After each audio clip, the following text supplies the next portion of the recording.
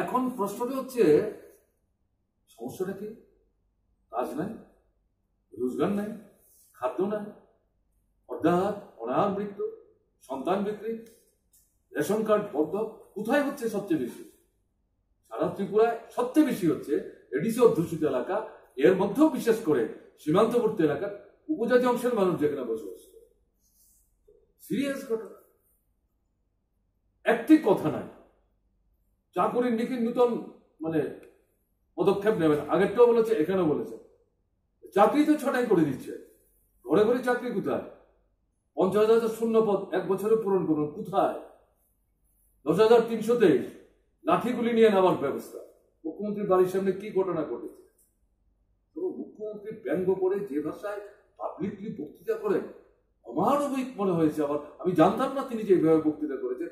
কালকে আমি কমলপুরে মিটিং করছিলাম, ওখান থেকে খোয়ায় আসলাম। ওখানে বসে আমি যখন ফেসবুকটা দেখছি, তখন একজন শিক্ষক প্রচন্ড উত্তেজিত ভাবে বক্তৃতা করে বলছেন, আপনার কাছে তো এটা আমি প্রত্যাশা করি। আমাদের নিয়ে ভোটের সময় কি খেলা খেলেছেন, আর এখন বলছেন আমরা চিনিয়ে চলে যাব। আপনি কোথেকে এসছেন? আপনি যাবেন, কিন্তু আমরা এই মাটিতে আমরা থাকবো। প্রচন্ড ক্ষোভ, ক্রোধের বহিঃপ্রকাশ করেছে। হওয়ার আগে ভেঙে দিয়ে, বিরোধীদের দাঁড়াতে না দিয়ে ভোট লুট করে দখল করেছে। নগরও তাই করেছে। এডিসি এলাকায় পঞ্চায়েতে এরকম হয়নি, কিন্তু এডিসিতে যে ডেভেলপমেন্ট কমিটি, এটা বামফ্রন্ট তৈরি করেছে। আর একটা এডিসি বোধহয় আছে ত্রিপুরায়, ভারতবর্ষে, যেখানে মিজোরামে সম্ভবত এরকম আছে, আর অন্য কোথাও নাই। ত্রিপুরায় এই সরকার এগুলোর উপর হস্তক্ষেপ করে তারা যাতে কাজ করতে না পারে চেষ্টা করেছে, ভাঙেনি। এটারও মেয়াদ শেষ হয়েছে, তার ভোটও যাচ্ছে। এডিসির ভোট কিন্তু 1 বছর আগে হওয়ার উচিত ছিল।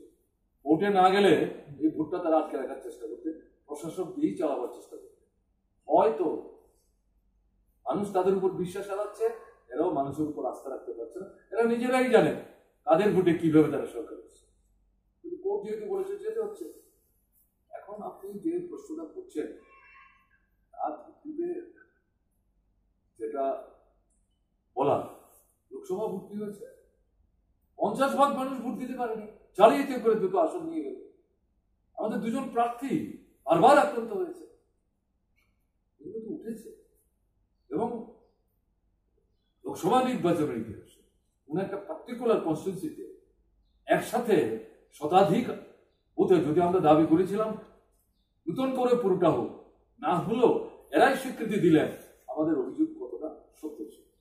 তারপরে আবার রিগিং হয়েছে। তাহলে এই পরিস্থিতিতে আমাদের বক্তব্য হচ্ছে, এটা তো গণতন্ত্র সংজ্ঞা, লড়াই করে স্বাধীনতা, সেই স্বাধীনতার ফসল হচ্ছে সংবিধান। সেই সংবিধানের অন্যতম গুরুত্বপূর্ণ প্রতিশ্রুতি হচ্ছে ভোট। ভোট হচ্ছে সংসদীয় ব্যবস্থার একটা অত্যন্ত প্রাসঙ্গিক বিষয়। সেই ভোটের অধিকার কেউ দেয়নি আমাদের, লড়াই করে অর্জন করেছি। এটা ছিনিয়ে নিচ্ছে বিজেপি। দেবেন, আমরা বলছি মেনে নেবেন, মানুষ মাথা নেড়ে বলছে বিদিক থেকে না। তাহলে এই জায়গায় যেটা বলছেন বাস্তব ভিত্তি, ওই যে প্রথম প্রশ্ন করলেন, এত লোক কোথেকে আসছে, কি মনে হচ্ছে? মানুষই ঐক্যবদ্ধ ভাবে প্রতিরোধ করে তুলবে। তার মধ্যে যদি অধিকার বোধের যে যথার্থ চেতনা জাগ্রত হয়, ভোট দিতে যাওয়ার পথে যদি কেউ বাধা দেয়, প্রশ্ন করবেন কি ব্যাপার। আমিও মানুষকে এইভাবেই বলছি। এবং এই জায়গায় ঐক্যবদ্ধ হয়ে তাদেরকে সরিয়ে ভোট দিয়ে দেবে। তারপরে যদি আঘাত আনার চেষ্টা করেন, আপনারা সম্মিলিত ভাবে তাদের কি করে প্রতিহত করবেন আপনারা দেখবেন। আমরা তো আপনাদের মধ্যেই আছি, আমরা তো আকাশ থেকে পড়িনি। আপনাদের বাদ দিয়ে তো আমরা কিছু করবো না। মানুষই কি পদক্ষেপ নেবেন মানুষ দেখবে, কিন্তু ভোট লুটের সুযোগ দেবেন। আপনি কাকে ভোট দেবেন আপনার অভিজ্ঞতার ভিত্তিতে দেবেন। আমরা তো অনুরোধ করছি